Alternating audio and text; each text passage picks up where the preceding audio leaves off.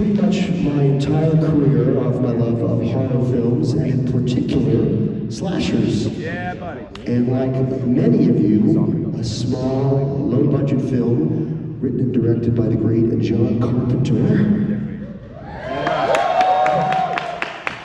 Halloween is what kicked off my lifelong obsession with the genre.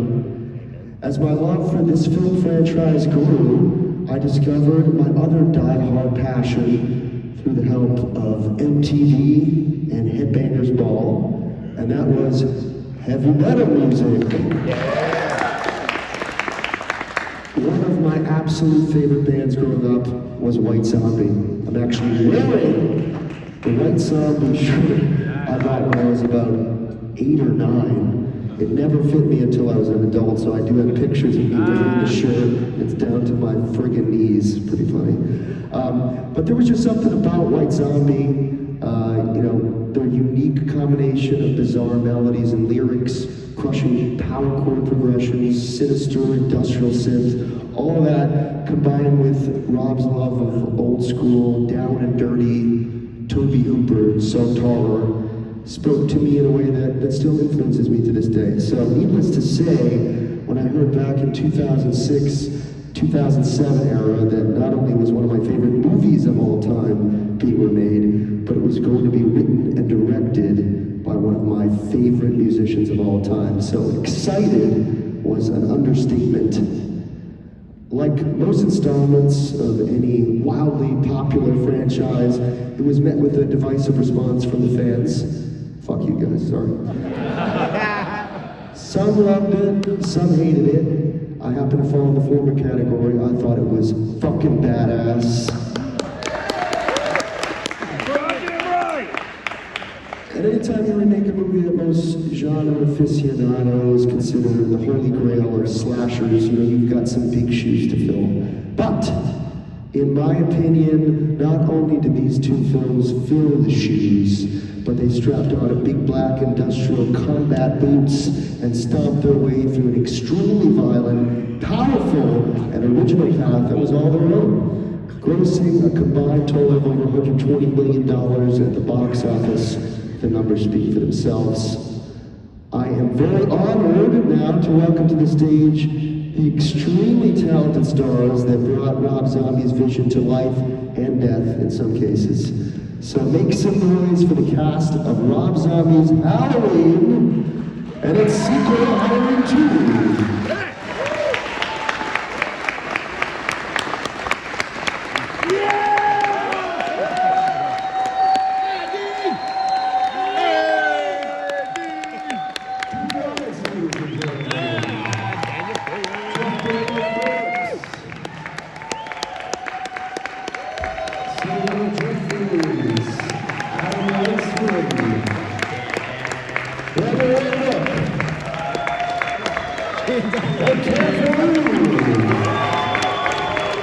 Joe Grizzly, bitch!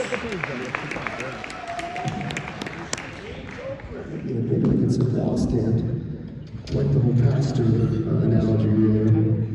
Hey, everybody.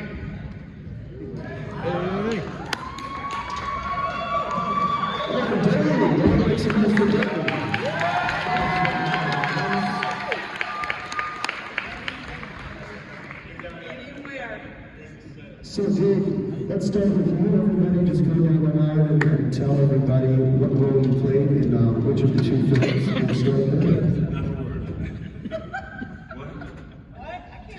Sorry I'm late, y'all. Hi! I'll speak slower.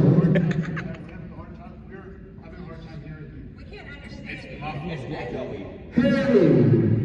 Okay, what part did everyone play is what he was asking. I can't hear you either, so that's a good sign. Always the mother. Okay. What part did you play? Me? There you go. Okay. Hey, what's up, everybody? My name is Deg, aka Great Deg. I played young Michael Myers in Rob Zombie's 2007.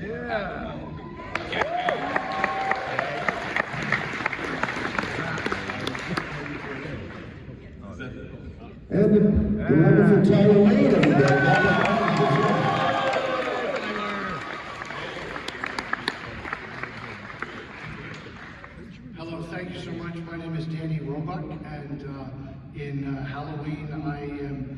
Martini and then Big Lou. I own the strip club in 1 and 2.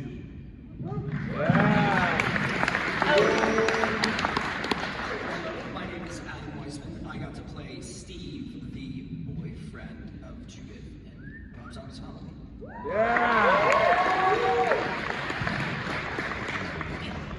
Dear God. Hi, Dee Wallace. Thank you. And I play Cynthia Strode, the mom. Jeff Daniel Phillips, Howard at the bar for Dan Roebuck, and Uncle Seymour Coffin.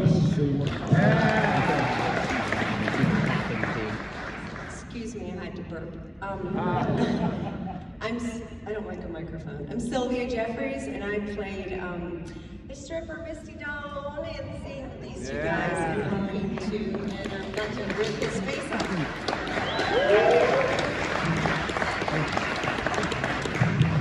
My name is Ken Forey. I play Joe Grizzly.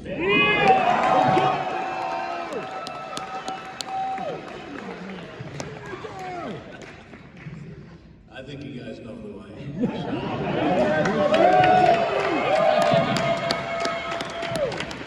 Is Dwayne Hooker out there? He's supposed to join us for the panel as well. Is he out there? I don't think so. I've been given bad information. Is there an open bar there? We'll find it. So everybody up on this panel was killed by Michael Myers, obviously, except Dave and Tyler. So Tyler, let's start with you. How did you become involved with this film, and tell us about the experience when you first learned that you were getting the role of a lifetime? This is all I heard. What was the question?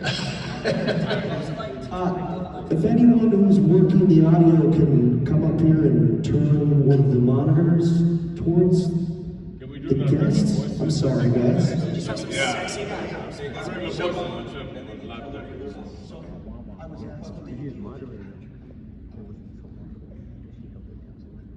Okay. All right, there we go. Yeah, I did Devil's Rejects with Rob. And I worked with him for 4 days on that. It was the opening of the Devil's Rejects. And then he called me about a year or 2 years later and he said, hey, I got this other movie. I want you to play Michael Myers in Halloween, and if you don't do it, I'm not going to do it. So that's how I got the role. And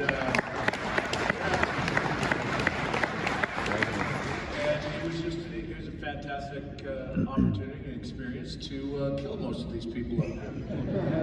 We had a lot of fun. Dave, could you tell us a little bit about how you got the role and what you found out about it, how exciting it was? Yeah, so mine's a bit of a different. If I just talk like this, is this better? That's better. Much Alright, cool. So, when I got the audition, I'd already been acting for about like 7 years since I could basically start talking. I did a lot of plays and stuff. And I got an audition for a Rob Zombie's Untitled Halloween project. Now see, I had just done a zombie project where I played a zombie called Frank's First Love. I played Frank and I fell in love. It's a fun little short film from the Orange County College chapter. So we kind of pushed it off, the audition, because I wasn't sure what it was, you know. And I remember we live in San Diego, so coming up and down, you know, we tried to kill multiple birds with one stone. Eventually, I ended up catching the audition. I was surprised that I was even there because most of the kids in the room, in the waiting room, were like way shorter than me with short brown hair. So I'm like, maybe they were hiring this character, I don't know. And then, yeah, I did an audition and I got it. And it really took me a couple conventions after the movie to realize, like, oh, this is like kind of big. Like, that's cool. Like, you know what I mean? So yeah, that's my coming into Halloween. Being the only horror icon in the rap game, what are we talking about? Shit. Can you guys hear me better? I haven't turned around the monitor. A little bit better? Okay, I'll go a little bit slower. So Daniel, you've been in incredible movies, Tommy Lee Jones, The Fugitive, Final Destination, U.S. Marshals. Can you talk about a little bit what it's like to work with Rob Zombie, what kind of a director he is, and any interesting anecdotes from your experiences with him? Yeah, I mean, Rob Zombie, how many have seen him in concert? So, that's not how he directs. He's a very quiet, smart, studious, on top of it director. He likes when you ad-lib if you're in a comedy role, and maybe a dramatic role. Generally, he must wake up in the morning and think, I'd like to kill Dan Roebuck today. So he comes up with a movie in which he can have me murdered in some horrible manner. And then he cuts me out of movies after he puts me in them and murders me. I actually found out, this is a true story, he paid my father an undisclosed amount of money to cut me out of some of our home movies. But I love working with him and getting the call, like Tyler was saying. When he calls, I think everyone here, when he calls, you're like, oh, yeah, please, because you know it's going to be fantastic. And that's a fact. You know whatever he's thinking is fantastic. And I'll let other people talk. I can come back later. But it's just joyful to be on the set with him and to work with him. It's a real blessing. Well, you brought up an interesting point about comedy. And some of my favorite horror movies include, a dark comedic element. You, I think Sylvia Can, Jeff, you guys all brought a little bit of comedy to your roles. Could you talk a little bit about some of your favorite movies that combine the two? For me, it's American Psycho.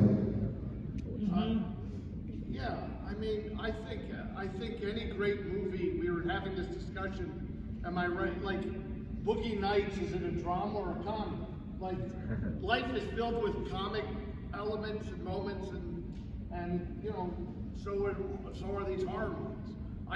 Off the top of my head, I can only think of Rob's movies as really, but Eli Roth movies are funny too, in a way. Anyway, Absolutely. Yeah. Jeff, any favorite movies that combine the two? And any comedic influences that you grew up having? You could say Young Frankenstein. You could just go straight comedy when it comes to horror comedy. But he does definitely, going back to Rob, he has a dark comedic sense of humor. And I think that's where we kind of hit it off. He didn't know me. My first scene was with Tyler. In the middle of the night, he was gonna stomp my head, and I met him, and he's very quiet. He was very into his thing. He had his method going on, and Rob didn't know me, and I go, "Hey, is it cool if I riff a little?" And he just looked at me like he wanted to kill me. He goes, "This guy's gonna be a pain in the ass." So he goes, "Just say my lines, and then we'll talk about that after." So I said his lines, and then I just started riffing. And then he said cut, and everybody started laughing. And then he goes, "Okay, you're in." And most of the stuff ended up in the film. So I think we kind of became buddies then, and we kind of know our sense of humor. And he's been very supportive. And Sylvia, I mentioned to you backstage that I'm a big fan of your work in Eastbound and Down as well. King of fucking powers. And could you tell us a little bit about your background as an actress and how you came about being involved with Eastbound and Halloween? South Carolina, if I remember correctly, I'm from. Yes. Hi. So, how did I get involved in acting? So I didn't come out of the, can y'all hear me? Yeah. Okay. So I didn't come out of the closet about wanting to be an actor until I was 25. So I'll make it really quick. After college, I got accepted to law school and acting school at the same time. I decided to go to New York and be an actor, and my mom sobbed and said, "You're going to be poor forever." And I said, "Yeah, but I'll be happy, and I can always play a lawyer or whatever." So I went to New York, did that. After 9/11, Mom said, "Get your ass home." So I went back home to Charleston. got an agent. Anyway, the Eastbound and Down thing is, I had just had a baby, and my casting director called and said, "You just had a baby, right?" I said, "Yeah." She said, "Are you nursing?" And I said, "Yeah." And she said, "Will you be topless on a jet ski?" And I said, "Will I keep my health insurance?" And she said, "Yes." And I said, "Of course." So I'll tell y'all a funny story really quick if I have a second. So for those of you who've seen Eastbound and Down, there's a scene where he throws me off in the first scene of the show. We're on a jet ski and he throws me off. What had happened was I had just had my baby and I was nursing him, and I'm on the back of the jet ski, and he says, "Are you drinking something?" And I said, "No." He said, "There's something on my back." And I went, "Oh shit, Danny, I'm lactating." And he flips around and he says, "What?" And I said, "God damn it, Candy, my tits are leaking." So he throws me off the jet ski. So that wasn't written, which was kind of fun. So that was the whole Eastbound and Down thing. And then, so after Eastbound and Down and other things I'd done, I just cut my hair off and dyed it black because I got tired of being the trashy girl. Well, then the casting director again said, "I want you to audition for this RZ project," much like Egg had done. And I said, "Okay." And he said, "But, no, I went to audition for something else." And I walked in and he saw me and he said, "What happened to your hair?" And I said, "I cut it." "Well, it looks bad." And I said, "Okay." And "I went to audition for this RZ project and you look terrible." And I said, "What do you want me to do?" And he said, "Well, go get a wig." I said, "What do you want?" And he said, "Well, he's looking for a stripper." I said, "This RZ person can't find a stripper." "Well, he needs a stripper who can act." Okay, whoever this person is, has he not been to Florida? I said, "Okay, really, what we need is a low-rent stripper." Thank you, casting director. I appreciate it. Yeah, so I auditioned and got the job, and then when I showed up on set with my short black hair, Rob, the hair guy, took me to meet Rob when he was doing a scene when Danielle was getting killed, and he sees me, and the hair person says, "This is Sylvie, she's playing Misty Dawn." He says, "No, she's not." He says, "Yes, she is." "No, she's not." "Yes, she is." He's like, "Fuck!" And he threw his headset off because he was not happy, because he thought I was this stripper-like person, and that's how I got into Rob Zombie. I have always respect for That stripper role too, but I didn't get it. There's a part three of it. That's the short version. Ken, obviously one of the most memorable roles from part one is Jim Grizzly. Everybody can we got Taco Burrito Supreme talking back at you. Can you tell us a little bit about that character and your fight with Tyler, which looked so badass in the bathroom? Okay. I got a call. No, I'm sorry. I got a script, and it said Rob Zombie. And I'm a rhythm and blues guy, so I had no idea. I like music. I like good music wherever it's coming from. It doesn't matter, country, classical, whatever. It's good. It's good. I like it, whatever it is. And rock. But I'm not if you want to put me somewhere, it's kind of where I grew up with Motown, right? So I get this script. It says Rob Zombie. I look at it. I said, "This is so bad." So my agent calls me. I don't need that. My agent calls me about a month later. He said, "Did you read that script?" I said, "What script are you talking about?" He said, "The one that says Rob Zombie. It's from Rob Zombie called Devil's Rejects." I said, "That's real?" He said, "Yes, read it. They want to know if you're interested." So I read it, and I said, "Okay, pretty good characters, great writing, great dialogue, funny stuff." So Rob and I got in touch with each other. I went down to meet him, spent 20 minutes in his office, talked. He said, "Okay, it's the deal." So went back, did Devil's Rejects. Calls me again after Rejects, and he says, "Ken, I got a part for you, but it's not a big part. I said, how big, Rob? He said, well, it's not that big, but I really like you to do it. So I looked at it. I said, oh my goodness. I said, this is in the bathroom, it's a trucker, he said, what's he doing here? What's going on? And I saw there was a line there that said, what we have here is a failure to communicate. Yes. Struggle is part of the line, the cool man Lou. I said, well, I can't resist this. I can say that line. I'm the second person. I love Struggle Smart, and I think it's top notch for me as an actor and character. And then he gets his Tyler gets his haberdashery from me. Okay? And I said, okay. So I called Rob and said, okay, I'll do this. And I'm getting ready, and I understand that Tyler is about 6'10" right now. 6'7", 6'8", something there. 6'10". 6'7". I'm just a little bit taller. Okay. I said, he's a big guy, right? I said, okay, I'll get everything together. So I'm getting in shape, I'm staying in pretty good shape, but I've got, I said, I got to wrestle with this guy, so it's got to be, I want to make it real. And in my boxing around, I pivot and I twist my knee. So I go to the emergency room and they tell me, I said, listen, I've been about 3 weeks, I've got to fight this guy, it's about 17. And I need you to fix this knee. Well, we can't fix it, Mr. Fury, you're just gonna have to rest it. I said, no, you don't understand. I have to fight this guy. It's gonna be a hell of a fight in the back.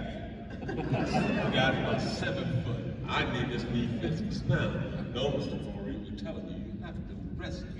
I said, no, you don't understand. I'm in an emergency room for you to fix it. Do something with it. Anyway, they call security. And they threw me out of the hospital. And so I tried to rest.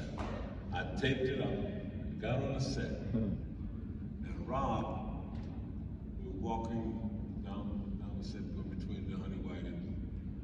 And he said, Ken, when you walk in, I want you to go to the mirror. I want you to pirouette. And they come back to me and say, ooh, you pretty motherfucker. I said, Rob, I can't do that. He said, he looked at me and said, you hurt your knee, didn't you? Nah. You hear what I'm saying to you? He said, you didn't take a beat, and they just looked at me and said, you hurt your knee, didn't you? I said, yeah. I said, well, just do what you can. So, I went in, and one of the famous jokes between Rob and myself is that he says, Ken, just go in there, say what you want to say, because I don't know what you're going to say anyway. Let's go ahead and it'll work. I said, okay. And so one of the ad-libs that has become as viral as the line and famous line in Dawn of the Dead, when there's, I never said the line, but you don't know who I'm talking about. I'm Joe Grizzly, bitch, was an ad-lib.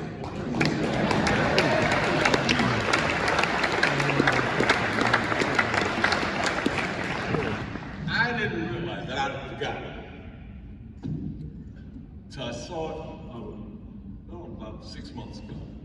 Somebody put it on Instagram or something. The scene and us preparing for the scene, and then Rob watching it on his viewfinder, and then hearing me say, I'm Joe Grizzly, bitch. And he said, where did that come from? What was that? Did you see that? Instagram? No, it was crazy. It was good. The show was setting it up, talking about it. We talking about, you can swing it this way. You talking, get people, each other, helping each other, where we're going to go with the scene, how we're going to physically make it happen. And then we go and we make it happen.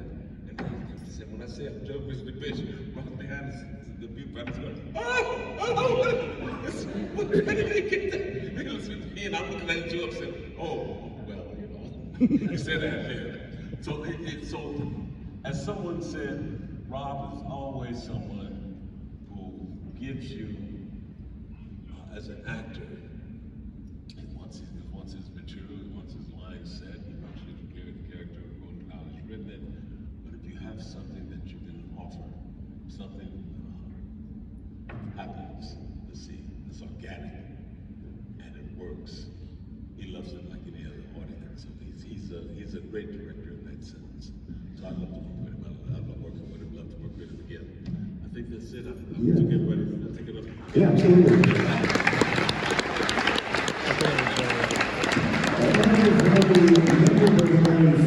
The film is delivered by Adam up here, who played Steve. And you say, what do you say? What's the line that people remember you for the most?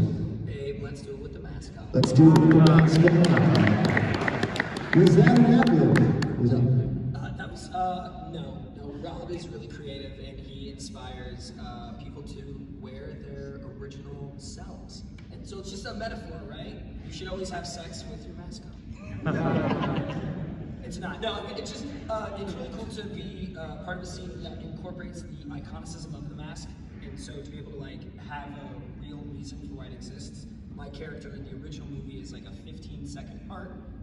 It's just the kind of like you get introduced to the family and okay, he leaves and then Judith immediately dies. And so for Rob's vision to have like a real backstory, why we see Michael become the way he is, his first kills, why the mask exists, right? Like why do we have this William Shatner rip-off mask existing? And we get this real story. And so yeah, it's nice that we get a little comedy, I mean interjecting into it, like what you said earlier, it's nice that we get that mix of comedy along with horror, because what's the best way to get your defenses lowered? You have a good laugh, and then you get knifed through the forehead, right? So it's just like Absolutely. And can you tell us a little bit about how you got the role? Was it a long process or anything? Or? Not too long of a process. I, like a lot of us, did the standard audition. So I auditioned for Monica, the casting director, and there was a conversation about my hair, because at the time I'm somebody who wears their hair mostly short, and they wanted the character to have very long hair, and so it was like grow out your hair as long as you can, and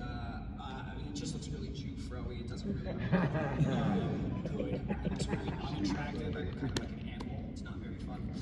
And so you know, go to the audition, and it's like that's fucking perfect. That's amazing. And so just because of the reality of time, I couldn't get like the hair in the movie is like a 4-year length hair, and it's like yeah, I wish I had that time. So it's made of real hair. So it's about like, I mean, like all of us, we had quite the makeup processes. So my makeup process was like a 2.5-hour wig fitting every day.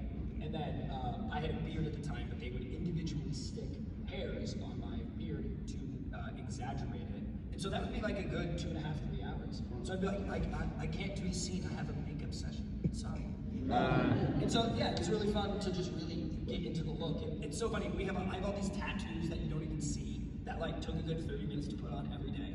And it's just because that's Rob's vision. He wants everything to be real. He wants everything to have that reality. And to what Ken said, what Tyler said, and what Jeff said as well, once that reality was created, that's like our playroom. And so it's just like a big sandbox. We just get to have fun.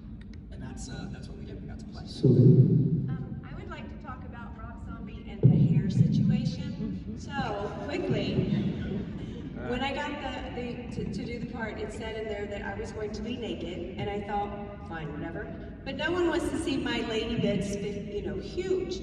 So stupid me thought, I'm gonna shave completely naked, and then it will be a rated X movie, right? I'm so stupid. Or they'll have to give me a stripper skirt. No, Rob likes hair. So I show up, and I'm naked, and then the were you in the makeup trailer then? No. Not that And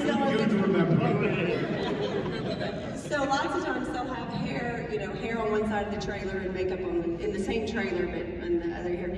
So I get there, and the makeup gentleman, his name was Daniel Noe, N-O-E, it was wonderful.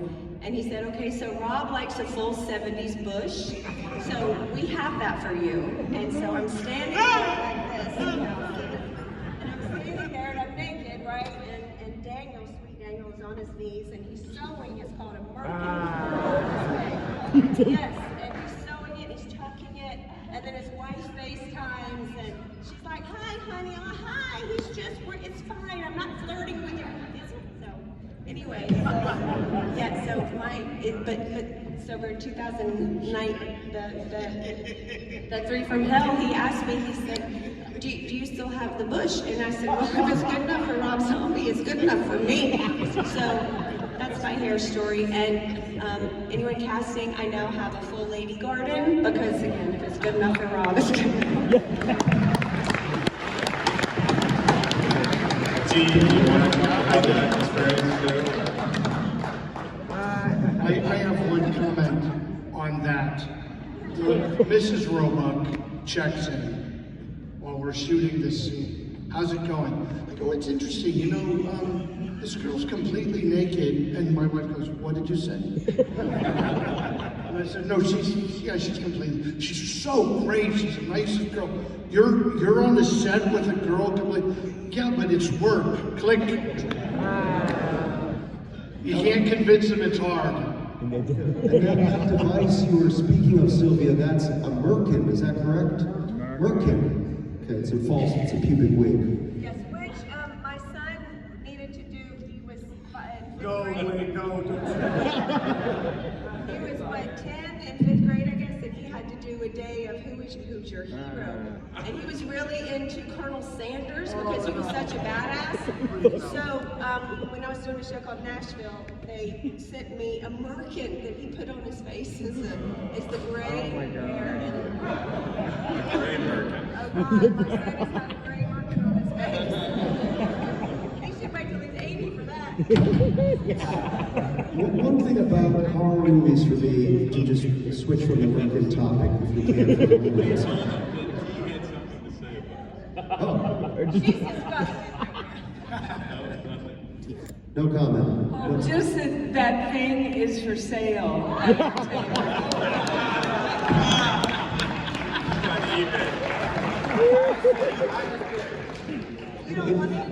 And if you would like a Sylvia Jeffries Merkin, they are available at your booth, is that correct? $9.95. So to again veer away from the Merkin topic, if we can, just for a moment.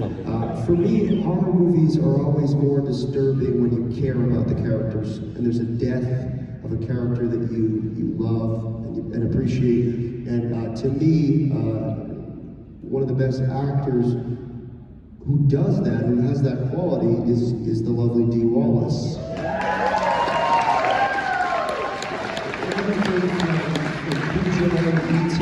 You always care about the character that you're playing because of what you bring to the role, and that can be said very much so for your portrayal of Cynthia Strode.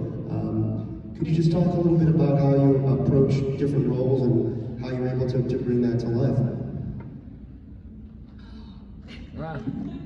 You know, I have a real simple acting method, thanks to my mentor, Charles Conrad. And I studied with Uta Hagen, I've studied with all the best people that teach a typical approach to acting, which is breaking down a script, studying it, where are you going to, where are you coming from, blah, blah, blah. I don't do any of that. Charles, when I found Charles, I found freedom as an actor. And it's just based on getting your energy through the roof high, and then throwing your energy, what he called throwing your energy, which I'm doing to all you right now. Can you feel it? Yeah. So now I'm gonna just talk and pull my energy back. I'm gonna look at you, but the connection's not there. And now I'm gonna connect with you again. So that guy was a spell master, right? Yeah, totally. I mean, we saw so many miraculous things in class, but that's really how I work. And when you work like that, the character tells you. You don't figure anything out from up here. And it just worked really well with the way Rob works, because he works very in the moment, he works very quickly, my experience with him anyway, and very quickly, and all of that magic that happened between Scout Taylor Compton and myself. Most of it was improv. Fucking the bagels was improv. You know, we had 3 cameras, so we could play a lot because we didn't have to worry about matching the shots so much. So, and the other thing that's really wrong is that he'll have you come in and you'll film something, and then 3 weeks later, he'll call you back. I know 3 weeks after I shot the scene going down the bookcase, the producers called and said, "We need you back." I said, "But I've already died." They said, "Yes, but Rob wants to kill you better." So we went back with the knife and the table and the glass and all that. And was it true, and I didn't realize it when I first saw the film, that you actually had a cold when you got to the set? Oh God, we were so sick, both of us. Yeah. Scout and I both were running like 102 fever, you know, but the show must go on. So no wonder we were so loony, right? We were like out of it, but we just had a ball. You guys all did a fantastic job. One more question for me, for Tyler. Your portrayal is incredibly brutal of Michael Myers. You know, everything from the way you stab, the way you move, everything just feels extremely sinister. When you get behind the mask, do you sort of lose yourself in the character? Or is it just, you know, you go to work, you put on the mask, go to work? Well, my background is in professional wrestling, so I did that for 11.5 years. So the thing that I would do is I'd try to have it look as vicious as it could be, but be in control to take care of these people, because I don't really want to hurt them. Except for Jeff. No, I'm kidding. You were so gentle with me. Well, you know, I had to be, Dee, because you throw those damn books at me so hard. I was like, shit. I was just sitting there dodging books. Dee. But yeah, no, it's all about you have it look as vicious as you can, but stay in control and make it as aggressive as you can. And then as soon as you're done, you check and make sure everybody's okay. You know? Well, you did an awesome job. Thank you.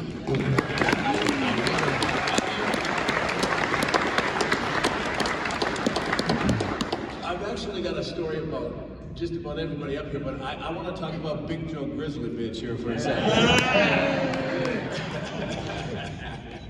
You know, I knew he had that hurt knee, and he goes, "Man, I want to make it look real." I was like, "Oh shit, here we go." So the very first time, he came exploding out of that bathroom, just like those burritos out his ass. He hit me, and the floor was like, I don't know, whether there's blood or something on the floor, and I slid backwards, and I'm like, oh shit. Rob goes, "Cut. Can't you control this guy?" So I called the props guys, and I said, "You got any Stickum?" Remember, they sprayed it in the bottom of my shoes. And when he came, for the second time he opened that, we hit that brick wall. And then I go, "Here we go." In the mask, I said, "Here we go, we're going for a ride." And we backed into that toilet, we broke the toilet, we broke the wall, we broke everything. White! Yeah. And Rob's like, "Oh, those breakaway toilets are great." And the guy goes, "No, that's the real toilet." You're buying a whole new bathroom. Rob, the thing that really got me, I didn't find out until later. Every time someone came on that set after we shot that, he would have them come over to his viewfinder and he'd say, "Look at this," and he would show our scene. That was every time someone came to the set. So he really loved that scene, and it was real. I mean,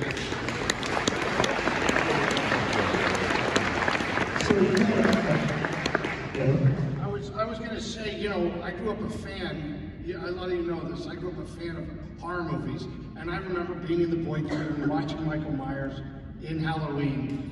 You guys, there's nothing as magical and terrifying for me, and maybe the others had the experience. When we finally did the kill, we reshot the kill because we shot it one way in Atlanta, and then we shot it again. and made it much more spectacular. No matter what you think, your fantasy, how this could go, when I ran out of the room in Halloween 2 and Tyler was wearing a mask and I didn't know when he was coming out of the room, so he just said, "Dan!" And I turned around and there was maybe 22 feet between us, and he hit me in about 2 steps. 1, 2, and I remember thinking, what the hell?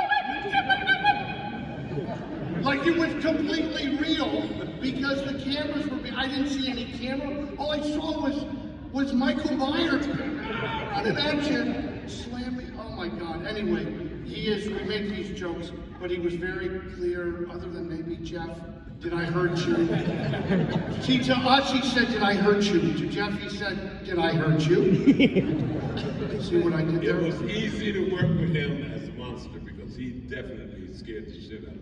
No doubt he came with it, he brought it, and when he brought it, man, All right, guys, we have time for a few questions. You just gotta be loud and project. You in the front here? My question's for Tyler. What would you say is your favorite version of the mask? You had quite a few different types. You had the paper mask, the original mask, the half missing mask, and then you went maskless. Yeah. Wow. I like the orange mask, the one that started it all off in the asylum. I made that. No, he didn't. You don't know that though. And I also like the one at the end for the H2 where Malcolm risks the mask when I kill him. So yeah, I just like I love the whole transition from the mask from the beginning to the end, and the various stages through it. Cool. This is like a two-part question. When you guys were casting, were you fans of the franchise before that? And did you like look back at those movies? And other than Sylvia, did anyone else have their Merkin like for sale? Mine's for sale. I got dibs on it. Well, that's a big market. I wouldn't That's more than The mask matches the drapes. Next question. No more Merkin questions, Rick.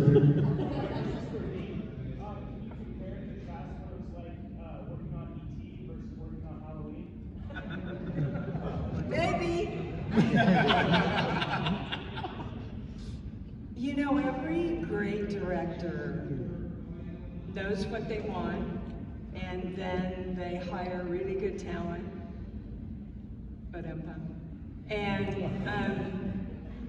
And then they allow the talent to bring in their ideas. And both Mr. Spielberg and Mr. Zombie work that way. Both of them work really similarly in that way. So Steven just had a shitload more money, but I wouldn't say any more creativity than Rob Zombie. They're both amazing.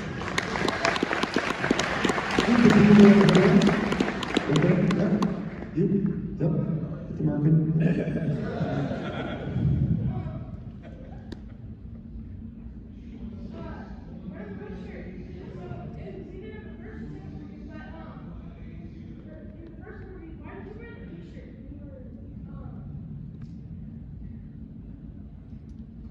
Well, for one, Kiss is just a badass band. Yeah! Two, I would assume that might be one of Rob's favorite bands.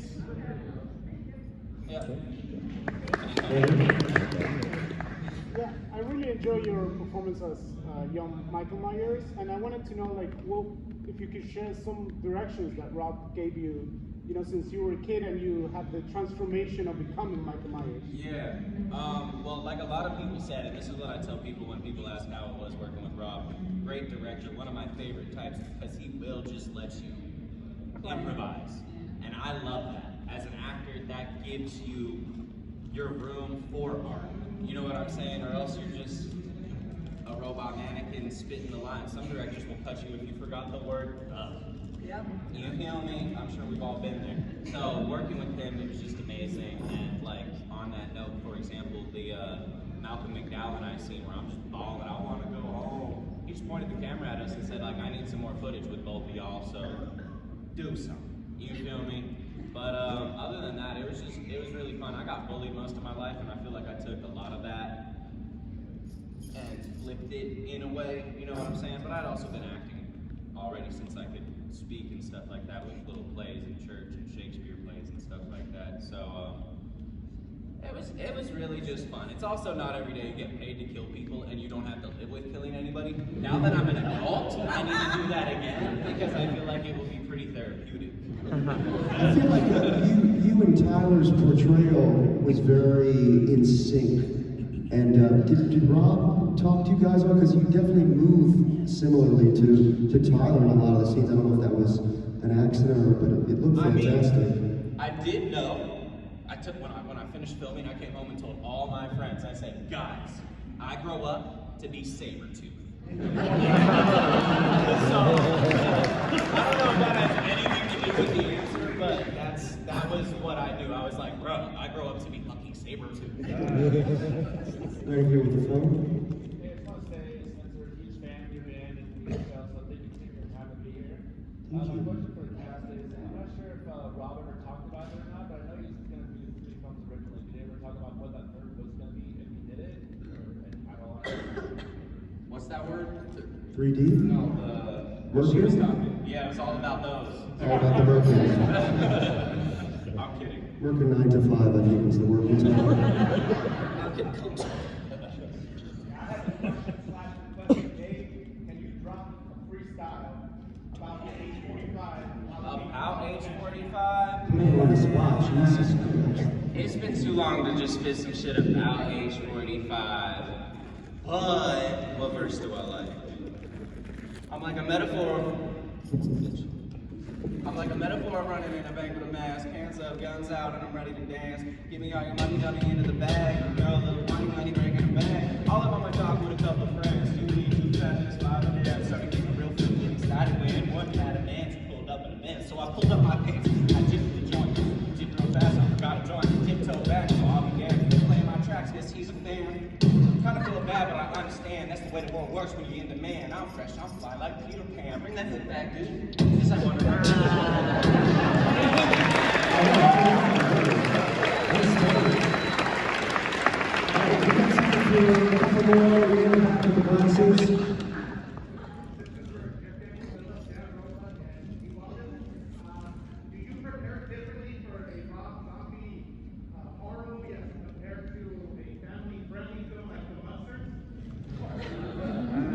No. I concur. Indeed. Michael in the front. Hi, this question is kind of for the whole cast. What is the one thing you like or love about the character that you played in the first movie? Murderer. Strip club owner. Bad in bed. Badass mom. An alcoholic horror show host. And I didn't take a lot of time in hair or wardrobe because I'm just naked. Joe It was all great. I'm Joe Grizzly, bitch.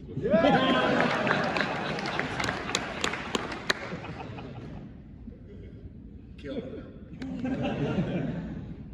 Jeff, you remind me that you do play 2 roles in part 2, is that correct? Can you tell us a little bit about that other role that was musical in nature?